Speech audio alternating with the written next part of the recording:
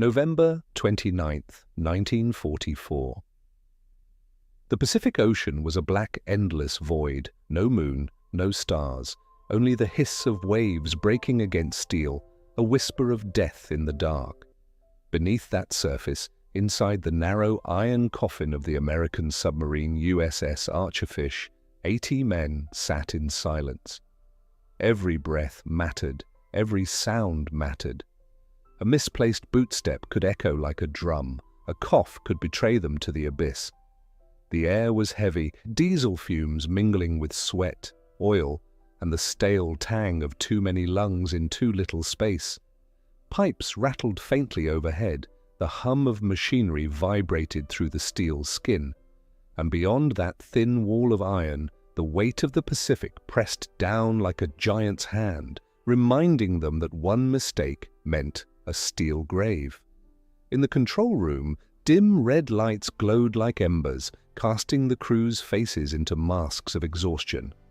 Operators leaned over their equipment, headphones clamped tight, eyes burning from hours without rest. Patrol duty was a cruel rhythm, endless monotony, interrupted only by sudden bursts of terror.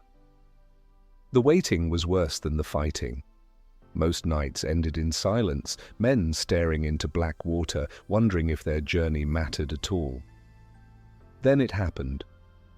On the green sweep of the SJ radar, a single pip appeared. At first, just a flicker, an echo that might have been static. But it didn't vanish.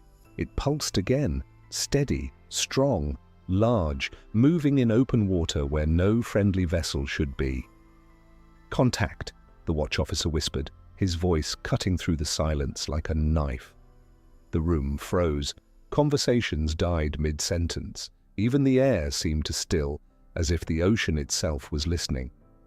Commander Joseph Enright was summoned. He climbed the cold ladder to the conning tower, each metal rung biting into his palms. At the top, he pressed his face to the periscope. The rim was icy against his skin. He adjusted the focus slowly, hands tightening around the grips. What he saw stole his breath. A silhouette, immense. A long, flat deck stretched across the horizon, black against black. A leviathan blotting out the sea itself. Tiny destroyer escorts darted at her sides, laughably small, like terriers yapping at the heels of an elephant. Enright's mind raced. He had memorized every carrier profile in the Japanese fleet. None matched this. This thing was larger, broader, longer. It was not supposed to exist. For a heartbeat, he doubted his own eyes. Below him, whispers spread through the submarine. "It's too big. What the hell is that?" Some men grinned nervously, unable to believe it. Others stared wide-eyed, fear tightening their throats. The unspoken thought passed between them all. They were staring at a ghost. The target was fast, 20 knots, zigzagging with precision. Almost impossible to follow, nearly impossible to close, but its speed betrayed its importance. No supply ship ran like that. No decoy carried escorts. This was something different, something priceless. Enright's hands gripped the periscope tighter. He could feel his pulse hammering in his temples, each beat echoing through the steel. He had a choice: let the phantom fade into the darkness, or gamble everything. A submarine was not built to fight giants. One wrong move, one lucky depth charge, and Archerfish would be nothing more than twisted metal on the ocean floor. But to let this chance slip away, to ignore the biggest ship he had ever seen, that was unthinkable. Enright didn't hesitate. He gave the order. Diesel engines roared awake, vibrating up through the soles of boots. Archerfish broke the surface, her bow crashing into the swell. Cold spray whipped across the bridge, the salt stinging their faces, the night air cutting like knives. The chase had begun. Hours of silence followed, broken only by radar pings, whispered commands, the metallic heartbeat of a submarine stalking a monster. Every zigzag the giant made threatened to lose her forever. Every decision Enright made could mean triumph or death. What he didn't know, what no American sailor could possibly know, was that this silhouette on the horizon was the largest warship ever built. Longer than the Empire State Building, was tall, heavier than any carrier afloat. She was Japan's final gamble, a steel fortress born of desperation, rushed to sea unfinished and unready. Her name was Shinano, and in less than 17 hours this titan, Japan's last hope, would vanish beneath the very ocean she was meant to rule. No fanfare, no last stand, just confusion, panic, and a grave of salt water and steel. But to understand how such a giant could come to be, why Japan poured its final strength into her hull, and why she sailed half-complete into seas teeming with predators, we must turn back the clock. Back to 1942, back to Midway, back to the battle that shattered Japan's naval supremacy and forced them into desperation. This is the story of Shinano, a legend built in secrecy, doomed from the start, and remembered not for what she achieved, but for how quickly she died. June 4th, 1942, Midway Atoll. The Pacific sky boiled with fire. Black plumes rose like storm clouds as Japanese carriers burned one by one. Akagi, Kaga, Soryu, Hiryu. The proud queens of Japan's carrier fleet, the ships that had brought Pearl Harbor to its knees, were struck down within hours. Their flight decks became infernos. Aircraft exploded where they sat, fuel and munitions turning hangars into furnaces. Pilots who had once flown victorious over Oahu now clawed at escape ladders, their uniforms burning, their voices lost in the roar of flames. Many never made it out. By sunset, Japan's naval supremacy lay in ruins. 4 carriers gone, hundreds of elite aviators dead, men who could not be replaced. What had taken decades to build was wiped away in a single afternoon. The loss at Midway was more than tactical. It was existential. For Japan, the carrier was not just a ship. It was doctrine, destiny, the spearhead of empire. And now that doctrine had collapsed in a day. In Tokyo, confidence curdled into fear. Admirals gathered behind closed doors, their maps spread wide, their voices heavy. They could see the truth written in numbers. Japan could not match America. The United States had resources beyond imagination, oceans of oil, endless steel, factories working day and night, an entire continent feeding the war effort. By next year, Essex-class carriers would roll off American yards like cars on an assembly line.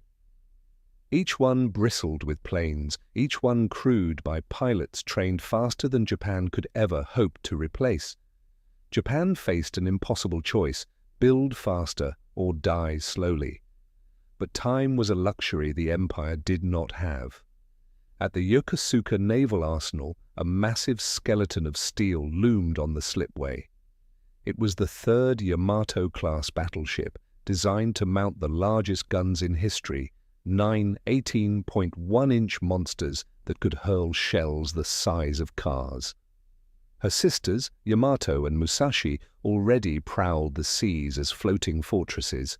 But Midway had changed everything. Battleships were relics now, slow, blind, helpless against the fury of the skies. No leviathan of steel, no matter how thick its armor, could stand against squadrons of dive bombers. Japan did not need another gun-bristling titan. It needed air power. So came the unthinkable idea: convert this unfinished battleship into an aircraft carrier, bigger, stronger, more armored than anything afloat. A ship so vast, so invulnerable, that no American bomb or torpedo could sink her. A fortress at sea, a floating shield for the dying fleet. Her name would be Shinano, after an ancient province of Japan. But turning a battleship into a carrier was like trying to carve a temple into a mountain already half-built. The battleship's skeleton was made for guns, not aircraft. Her armored belts and massive bulkheads promised strength, but strangled the open spaces needed for wide hangar decks.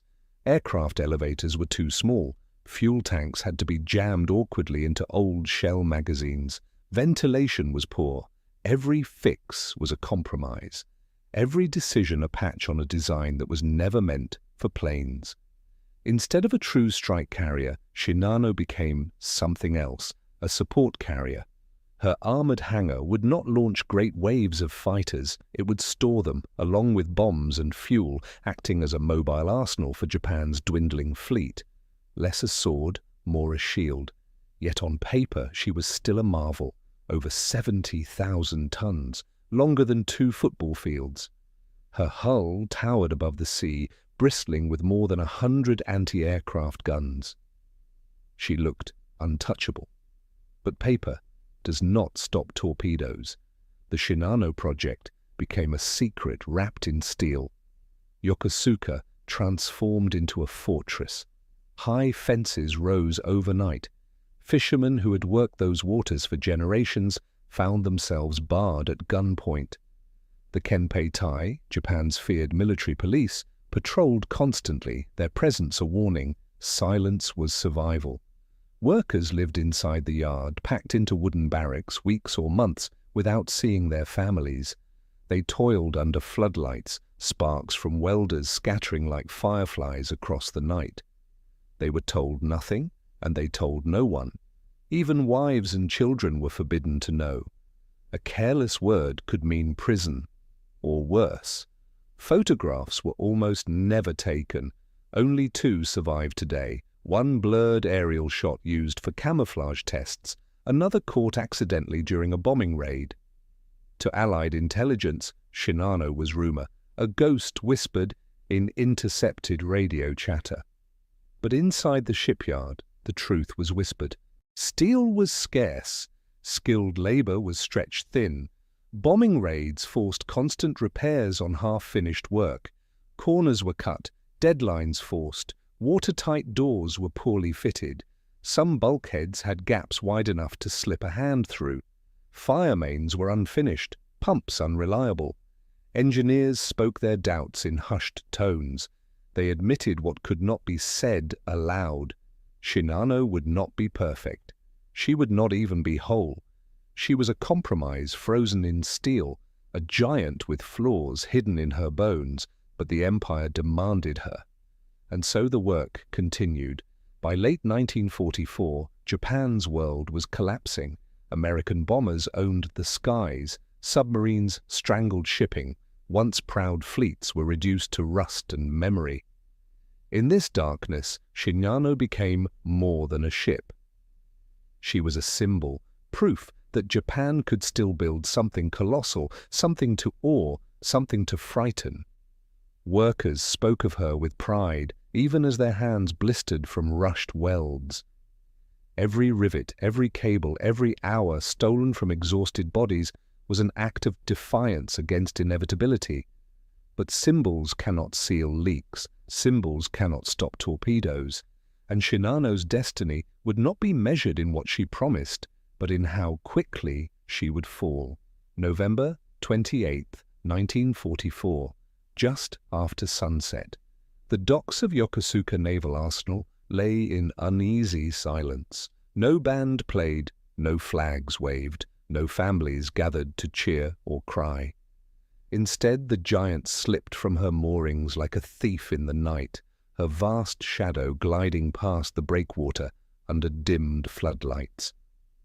She was the largest warship on Earth, and this was her maiden voyage.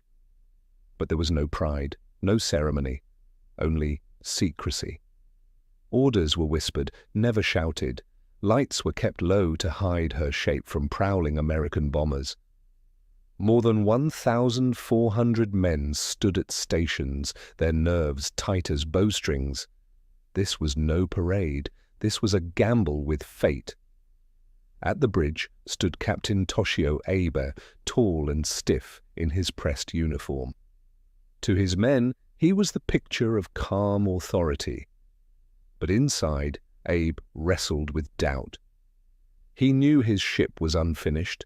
The ink on her commissioning papers was barely dry. Half her systems had never been tested under strain. The watertight compartments, supposed to make her unsinkable, had not been drilled properly. Pumps had failed during inspection, and now, instead of more trials, he was ordered to deliver her to cure for completion through waters prowled by American submarines. Duty gave him no choice. He would sail. But he could not silence the voice whispering in his mind, "Shinano is not ready." For the men under his command, the ship was overwhelming. In the engine rooms, recruits felt the roar of turbines shaking the floor beneath their boots, the smell of hot oil burning their throats. Sweat slicked their faces as gauges trembled under the strain of new machinery. Young sailors, barely trained, wandered the endless passageways, their eyes wide at the towering ladders disappearing into darkness. The ship felt less like a vessel and more like a floating city of steel. Veterans, transferred hastily from crippled ships, frowned at what they saw: unfinished fittings, leaking seals, cables strung carelessly through bulkheads. They muttered to one another. This wasn't readiness, this was desperation in steel. For many, it was their first voyage. For more than 1,000, it would be their last. The mission seemed simple: sail less than 300 miles, hug the Japanese coast, reach Kure safely for outfitting. On paper, a short, easy journey, but every officer knew the truth. The Pacific was a graveyard of steel. American submarines haunted these waters, and dozens of Japanese warships already lay rusting on the ocean floor. Captain Abe's voice was steady as he issued instructions. Maintain strict radio silence, speed 18 knots, escorts ahead and astern, all eyes open. The destroyers Isakaze, Yukikaze, and 2 smaller escorts took their places, their wakes frothing in the dark. Their role was grim but clear. If danger appeared, they were to throw themselves between Shinano and the threat. Brave shields, but against submarines, no shield was certain. Unseen beneath the waves, the hunter was already in place. The USS Archerfish, under Commander Joseph Enright, prowled the shipping lanes. For days, her crew had endured the monotony of patrol: empty radar screens, sonar pings returning nothing but ocean silence. Some men grew restless, others weary.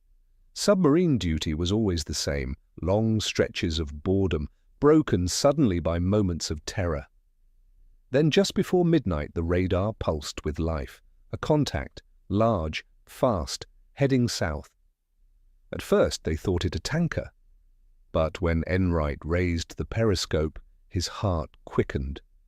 The silhouette that loomed against the horizon was monstrous. Longer than anything he had ever seen, a black wall cutting across the sea.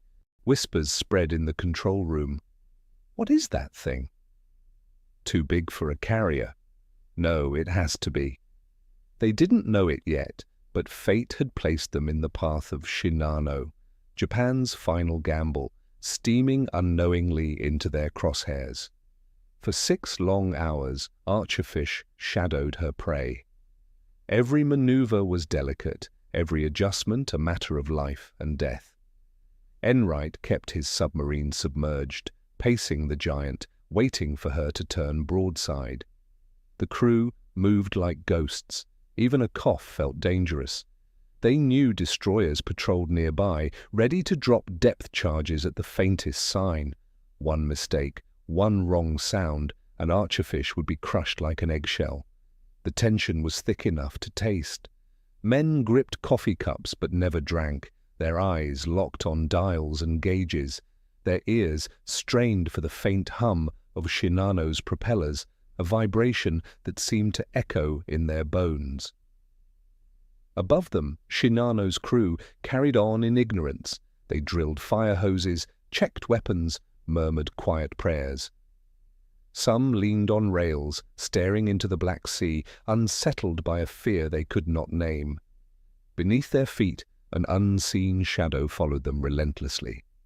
On the bridge, Captain Abe studied the charts with a furrowed brow. He had ordered a zigzag course, the standard defense against submarines. Every 20 minutes, Shinano angled 10 degrees, then back again. It was clumsy, awkward sailing, but it was their only shield against hunters in the dark. Still, Abe could not shake his unease. Shinano was too big, too unfinished, too fragile. She had been promised more escorts, perhaps even air cover. But shortages and losses had stripped Japan bare. All he had were 4 destroyers. Too few for such a prize. He knew the Americans hunted these waters with ruthless patience. If they were found tonight, the consequences would be catastrophic. The hours dragged on. Midnight blurred into the cold grey hours before dawn. On Shinano's deck, sailors huddled in the biting wind, their eyes scanning empty waves. Some whispered of bad luck, others of home. None realized death followed them silently below. In Archerfish's control room, sweat beaded on foreheads despite the chill. Every man watched Enright, waiting for him to speak the words that could decide their fate. It was a duel of patience, a chess game in the dark, a behemoth, blind and massive, steaming through the night, and a predator lurking beneath with only one chance to strike. Enright gripped the periscope handles, the cold metal biting his skin. He tracked the carrier's zigzags with relentless focus. He knew the moment was coming, the instant Shinano would swing broadside, her enormous hull laid open like a target the size of a city block. The hunter was ready, the prey was unaware, and the Pacific itself seemed to hold its breath. November 29th, 1944, just past midnight. The Pacific lay deceptively calm, too calm. A black ocean stretched forever, the horizon erased, the stars hidden behind heavy cloud. Only the frothing white surge of Shinano's bow wave disturbed the stillness.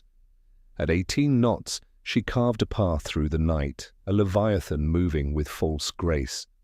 Her escorts darted ahead, and astern like nervous hounds, eyes straining into the dark. They trusted in secrecy, in speed, in the cover of night. None realized that beneath them, patience had grown teeth. For 6 relentless hours, USS Archerfish shadowed the behemoth. Inside the submarine, silence was law. Voices came in whispers, movements were measured in inches, the air was stifling, oil, sweat, and fear clinging to every lungful. The creak of steel under pressure sounded like a groan from some ancient beast. At the periscope, Commander Joseph Enright was motionless, hunched and rigid, his hands locked on the cold grips. His eyes tracked the giant above, timing each zigzag, marking the escort's patterns, listening through sonar to the steady churn of propellers. His men trusted him, but the weight of command pressed down like iron. If he struck too soon, the torpedoes would miss. If he waited too long, the monster would slip into the safety of dawn. One chance. That was all a submarine ever got. On Shinano's decks, life carried on with uneasy routine. Engineers wiped condensation from sweating pipes, their rags blackened with oil. Deckhands checked lifeboats with trembling fingers, their breath visible in the chill. Young sailors rocked in hammocks, trying and failing to sleep as the ship rolled gently. Yet beneath the routine, whispers spread like smoke. Men muttered about leaking doors, pumps that rattled, bulkheads that didn't seal. Some clutched family charms or amulets, lips moving in silent prayers to ancestors. Others scribbled hasty letters by lantern light, folded them tight, and tucked them into pockets. Last words no one might ever read. On the bridge, Captain Toshio Abe paced with forced composure, outwardly calm, inwardly restless. He had sailed great ships before, but never one so raw, so untested. Shinano was more symbol than vessel, Japan's last hope forged in steel. Yet he felt it in his bones. She was fragile, unfinished, and terribly exposed. Back inside Archerfish, the tension stretched thin as wire. "Bearing steady," the sonar operator whispered, sweat running down his temple. In his headphones, the churn of Shinano's massive screws beat like a drum. Enright checked his watch. The sky would soon pale. With dawn came detection. The time was now or never. At 3:17 a.m., fate turned. Shinano angled starboard. Her enormous flank swung wide, her armored belly fully exposed. Enright's voice was low, steady, controlled. "Stand by. Tubes 1 through 6. Open outer doors." The submarine shuddered as the tubes flooded. Men froze in their stations, hearts pounding. "Fire 1!" A hiss of compressed air. The first torpedo streaked into the black. "Fire 2, Fire 3, Fire 4, Fire 5, Fire 6. One after another, 6 steel killers leapt into the abyss, white bubbles trailing behind them like ghosts. Enright gave the order. "Take her down." Archerfish slipped into deeper shadow, silent, unseen. Every man aboard held his breath. Seconds stretched into eternity. The Pacific itself seemed to hold still. Then, boom! A shockwave split the night. Shinano's hull screamed as steel ripped apart. Boom! Boom! Boom! 4 more detonations followed in thunderous succession. Bulkheads shrieked like tortured metal beasts. The giant shuddered, her vast frame convulsing under invisible blows.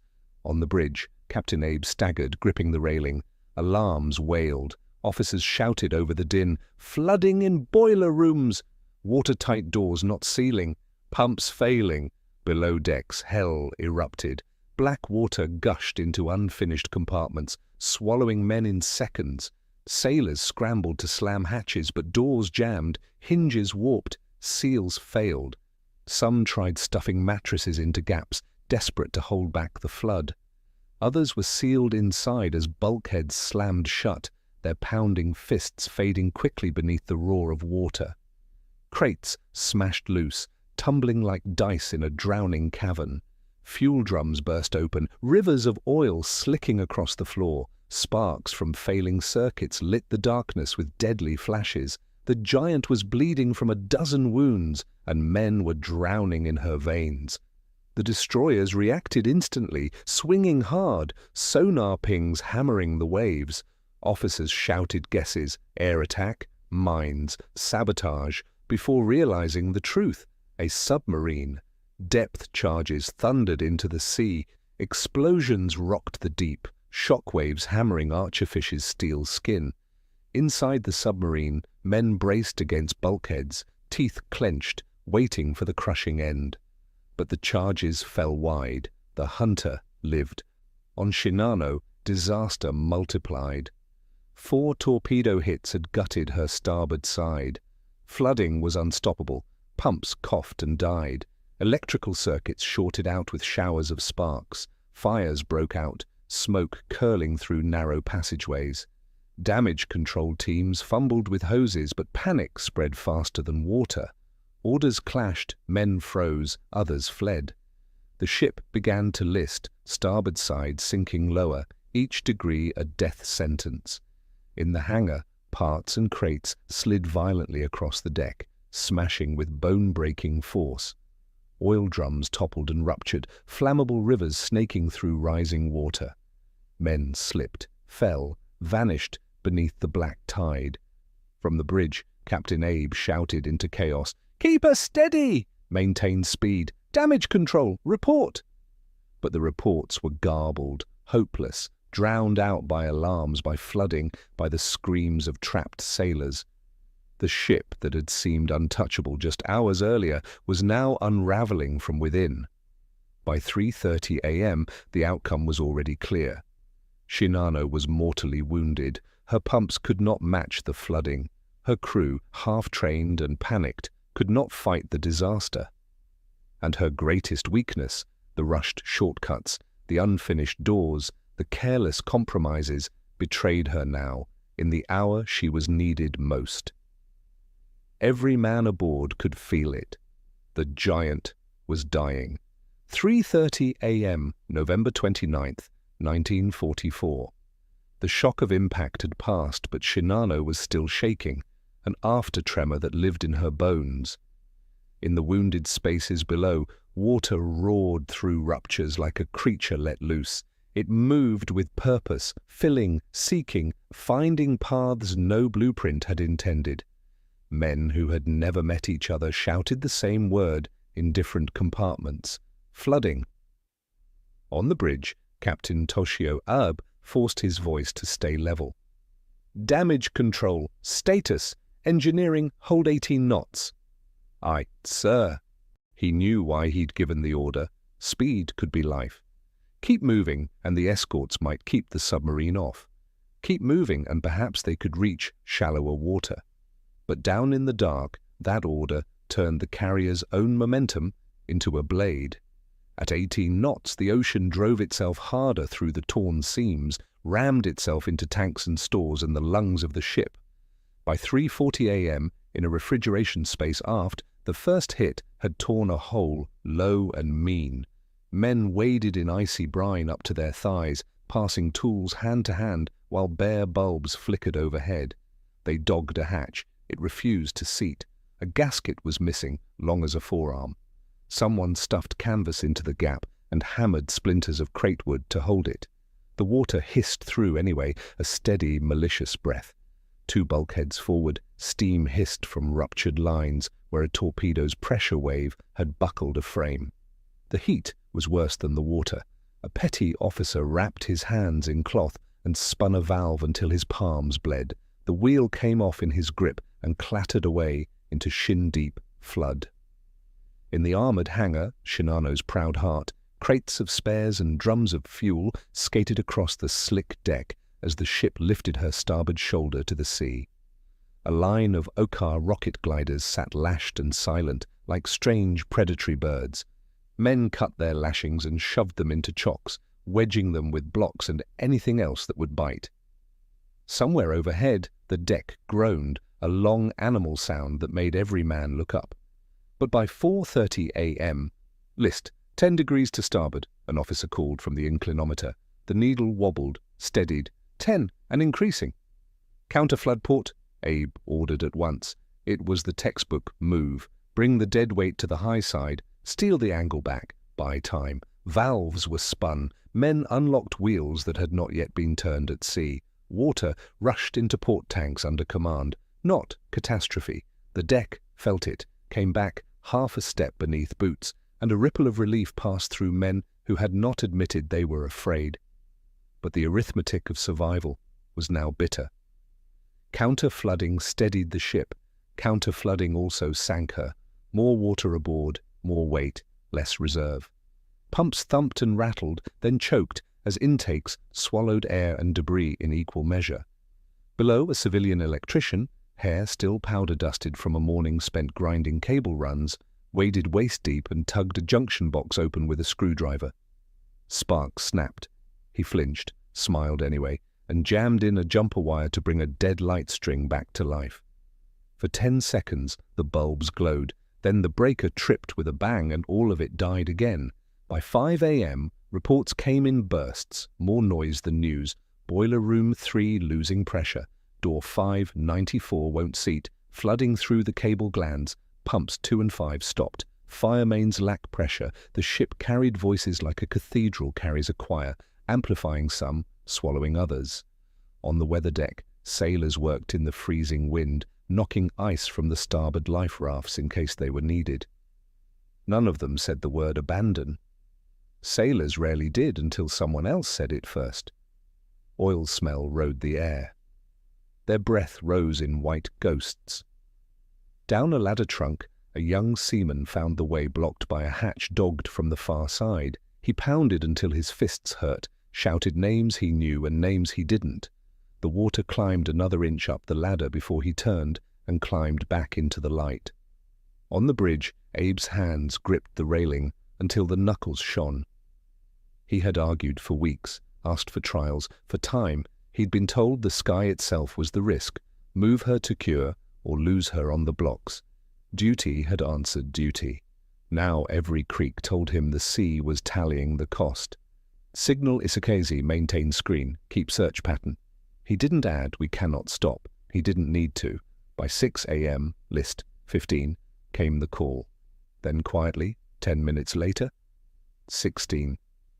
Counter-flooding again helped. The deck seemed to hold at 17. In the compartments where men were working, that small win felt like a promise. But below the waterline, the promises failed. The torpedoes had bitten along the conversion seam, the long, uneasy marriage between the battleship armor blister and the lighter carrier plating. Rivets began to talk there, a ping, ping, ping, irregular, then rapid. Paint flaked off in long curls as the plates worked. Gaskets that were never installed could never save the day. A damage control officer tried to isolate a run of flooding and found cables and pipes had been laid straight through the frames. To close the door would mean cutting the ship's own arteries. He swallowed, left it open, and moved to the next. Abe gave the order that had been turning inside him since 4 a.m. Come to Shinano Point, best course to beach. It meant admitting the giant wouldn't make deep water. It meant exchanging one danger for another, bringing a wounded carrier toward land that hid more submarines, more mines, and its own hard edge. But it also meant hope, mud under the keel, leverage against the sea. Helm answered. The big ship began the long, slow curve. The list ticked up half a degree from that weight shift alone. By 6:30 a.m., dawn thought about showing itself and then changed its mind. The sky was iron. Men taped flashlights to their wrists, hands too busy to hold them. Hoses snaked. Nozzle teams crouched behind sprays that looked brave and did little. Aft, a compartment gave way with a boom that thudded through the soles of boots. The bulkhead bowed, failed, and sent a short, fierce wave down the passage. 2 men vanished in it and did not come up. In an auxiliary machinery space, a chief petty officer set his jaw and spun up a portable pump. It rattled to life, hoses bucked, and for a minute a pencil-straight stream cut the flood. He grinned and slapped the casing as if it were a horse. 15 seconds later the intake clogged, and the machine coughed itself dead. "Boilers?" Abe asked. 2 out, 3 losing steam. He closed his eyes for 1 count. "Keep what we have." He did not say for now. At 7 a.m. the last boiler faltered and quit. The propellers wound down like a breath released. The ship lost her way and with it her steerage. Pumps, starved of power, fell silent. Lights died in sections, then whole decks. The carrier no longer fought. She simply endured. By 8:30 a.m., without the beating heart of her engines, Shinano became entirely a machine of weight and angle. Gravity did what the enemy could not finish. The list slid past 20 degrees, and with it the world changed shape. Passageways became ramps, stairs became walls. Gear broke loose and migrated, obeying laws cruelly simple. Men learned new ways to move, hands first, then knees, then the odd crabwise sidle that felt like falling in slow motion. Doors that once swung closed now insisted on swinging open, or the reverse, gnashing knuckles in their teeth. In the hangar, sailors and civilian workers tried to secure what the sea had turned into weapons. A drum went, then another, like slow rolling thunder. A crate smashed through a light bulkhead and left behind its own splinters, plus the thought, there is no such thing as above anymore, only down. From the destroyers Yukikaze and Isakaze, men stared across shrinking distance at the giant's wounded posture. Orders barked across voice tubes, lines were readied. Someone suggested a tow.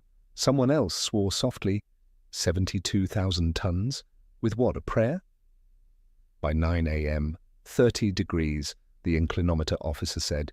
He had stopped raising his voice. The numbers felt like weather now, neither good nor bad, only true.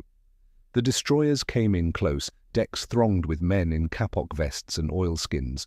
A hawser thick as a man's thigh snaked across the gap, snapped taut, and sang for 3 seconds like a harp string before it parted with a report like a cannon. The loose end whipped the air where, moments earlier, men had been standing.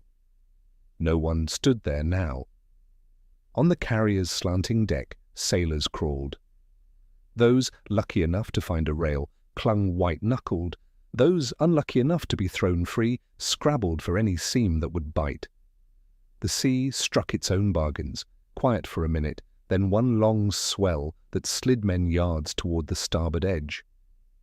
Inside, someone started a prayer out loud and others joined him, and then a damage control petty officer broke in and told them where to carry the shoring timbers, and the prayer finished silently in the mouths of the men who could move while praying.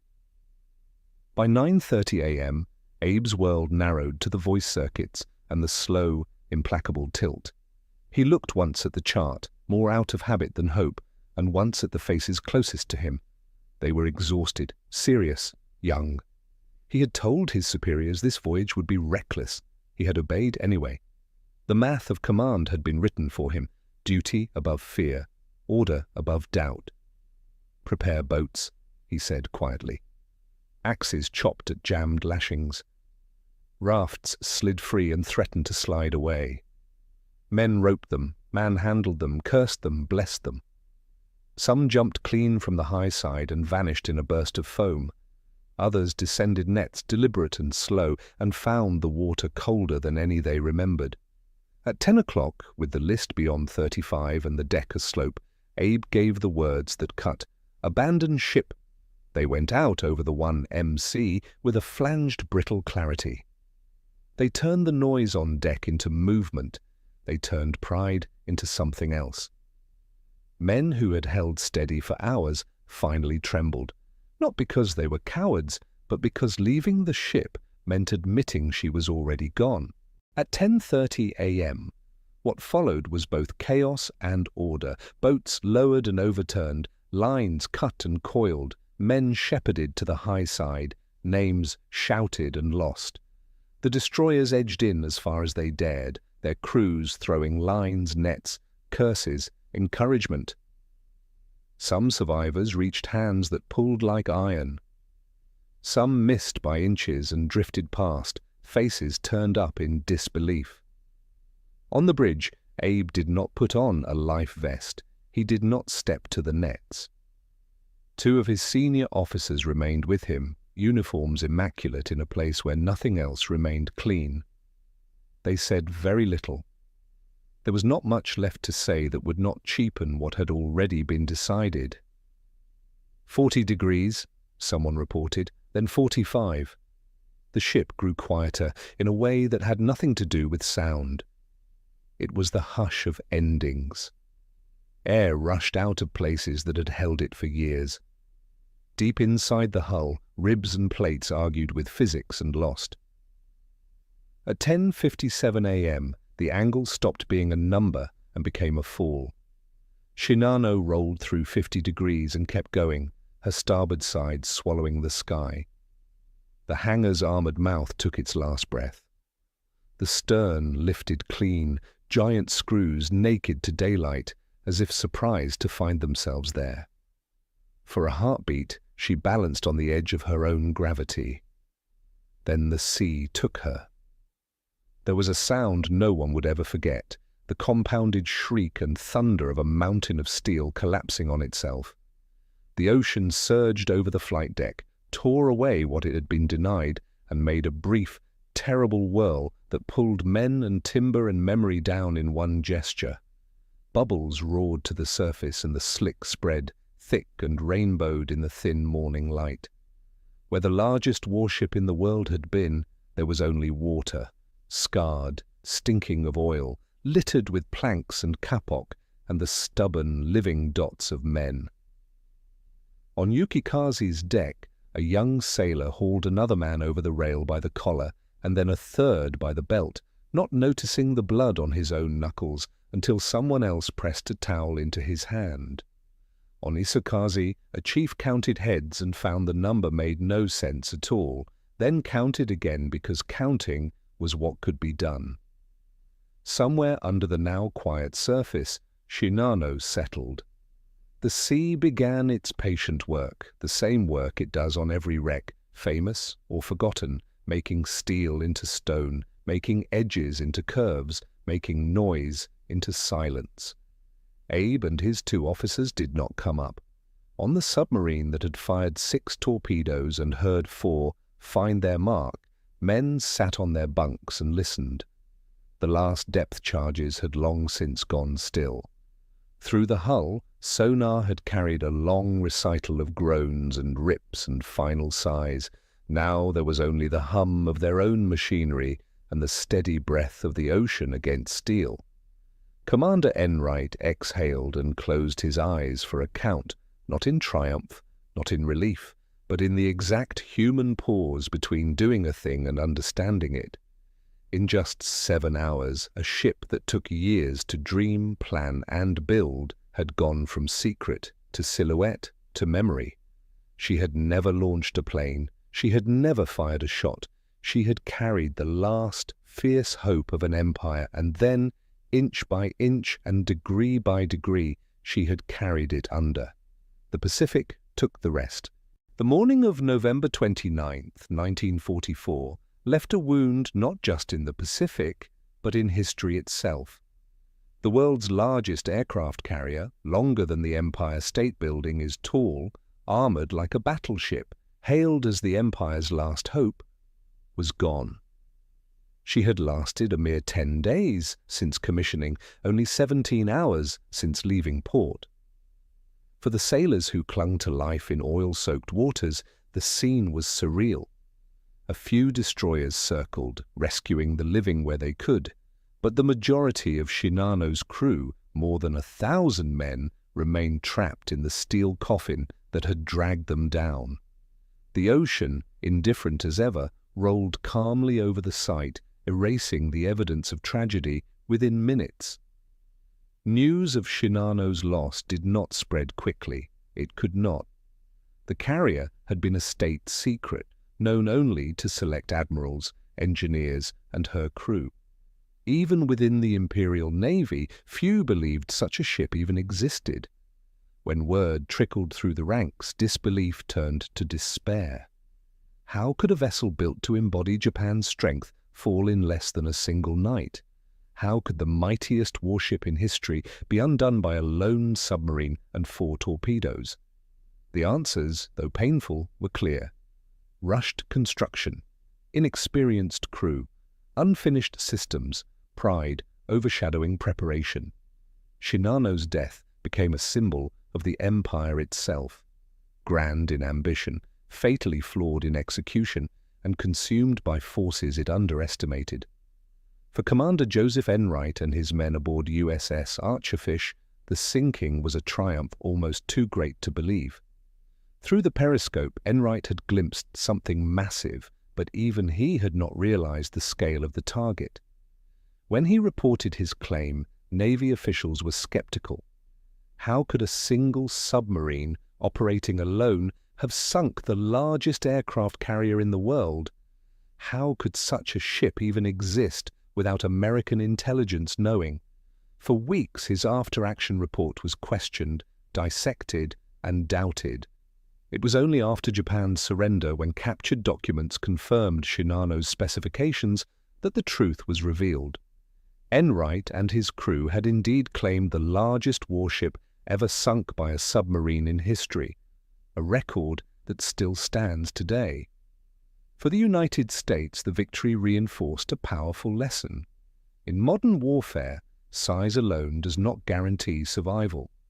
Precision, training, and patience could topple giants. But for the Japanese sailors, the story was not of tactics or records. It was of lives, cut short, swallowed by the sea. Some survivors recalled the groans of the ship's hull as water flooded compartments, a sound like tortured screams echoing through steel corridors. Others remembered men pounding on sealed doors, trapped inside as the water rose, their cries fading, until only silence remained.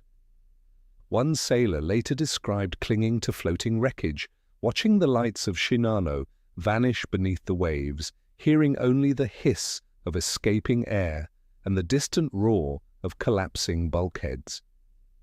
For him, the ocean never felt empty again. It was always filled with voices. Over 1,000 families in Japan would never see their sons, brothers, or fathers return. Many never even learned the truth. Censorship kept the Shinano's fate a closely guarded secret until after the war. Today, Shinano lies more than 4,000 feet below the surface of the Pacific, south of Japan. Few have seen her since. She rests silently in the abyss, her colossal hull broken, her promise extinguished. Unlike wrecks such as the Yamato or the carriers of Midway, Shinano has not been explored widely. The depth, the secrecy, and the tragedy keep her shrouded in darkness. She is less a wreck and more a ghost, haunting history with unanswered questions. What makes Shinano's story resonate is not just her size, but the irony she represents. Built as a fortress, she was defenseless. Rushed to inspire hope, she inspired tragedy. Conceived as Japan's salvation, she became a symbol of its collapse. She was, in every sense, a paradox, the largest carrier ever built, yet the least effective. And yet that paradox gives her story weight.